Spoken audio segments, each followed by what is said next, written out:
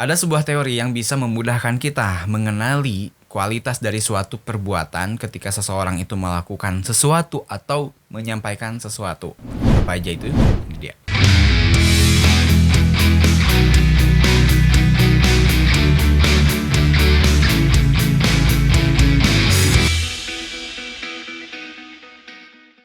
Setidaknya ada 4 tingkatan di dalam teori ini. Yang pertama adalah masuk akal atau tidak. Ya, ini adalah level paling dasar di dalam seseorang itu berperilaku atau menyampaikan sesuatu. Kita bisa ambil contoh, misalkan ada seseorang yang dia tuh pengen minum gitu. Tapi yang dia lakukan adalah dia tetap rebahan di kasur gitu. Dengan mungkin berucap, aduh pengen minum gitu.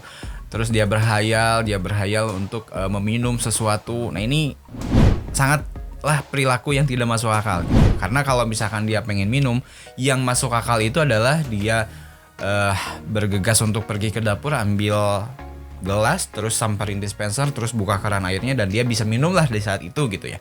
Nah, ini adalah merupakan perilaku yang masuk akal gitu. Dan ini adalah level pertama atau level yang paling dasar. Kemudian ada level kedua, yaitu adalah perilaku manusia dengan mempertimbangkan benar atau salah gitu. Nah, ini ada tergantung pada standar kebenaran. Contohnya adalah mungkin ketika ada seorang siswa nih, dia mengikuti ujian sekolah gitu. Nah, sebetulnya sangat masuk akal apabila dia itu buka buku catatan ketika ujian itu berlangsung. Jadi ini ujiannya, ini soalnya, terus ini buku catatannya, maka dia isikanlah apa yang ada di buku catatan itu untuk menjawab soal ujian. Nah, sangat masuk akal ini dilakukan gitu. Tetapi ternyata suatu hal yang masuk akal itu belum tentu benar gitu. Karena kita tahu ya, standar kebenaran di setiap sekolah itu ketika ujian tidak boleh ada siswa yang membuka buku gitu. Siswa itu boleh membuka buku itu ya ketika waktunya belajar gitu di rumah, atau ya selama di luar ujian itu berlangsung gitu. Jadi intinya sesuatu hal yang masuk akal ternyata belum tentu benar, dan ini tergantung pada standar kebenaran yang berlaku gitu. Karena memang standar kebenaran ini ya di setiap lingkungan itu tidak sama juga ya. Jadi memang ada standar kebenaran yang bersifat relatif gitu. Contohnya standar kebenaran ketika berkendara di negara kita di Indonesia itu kalau berkendara ya di lajur sebelah kiri. Lain halnya dengan negara lain yang kalau misalkan berkendara dia harus berada di sebelah kanan gitu. Nah, kemudian ada banyak lagi ya, misalkan di India kalau misalkan ada seorang wanita itu lebih sopan ketika memakai baju kain gitu yang mungkin perutnya terlihat gitu. Tetapi di negara kita ya itu suatu hal yang tidak sopan gitu. Juga dipengaruhi oleh standar kebenaran di dalam setiap budaya gitu, norma-norma yang terjadi gitu. Dan tentunya juga perbedaan agama itu juga merupakan perbedaan standar kebenaran. Yang tentunya kalau kita muslim, standar kebenaran kita itu ya syariat Islam itu sendiri gitu. Itu ya, itu adalah level kedua dalam tingkatan perilaku manusia. Yang ketiga adalah pantas atau tidak. Jadi ternyata suatu hal yang benar itu belum tentu pantas untuk kita lakukan atau pantas kita sampaikan. Misalkan ada seorang anak nih, usia remaja lah katakanlah. Dia habis pulang dari suatu kajian, dapat ilmu dari situ. Kemudian dia pulang ke rumah.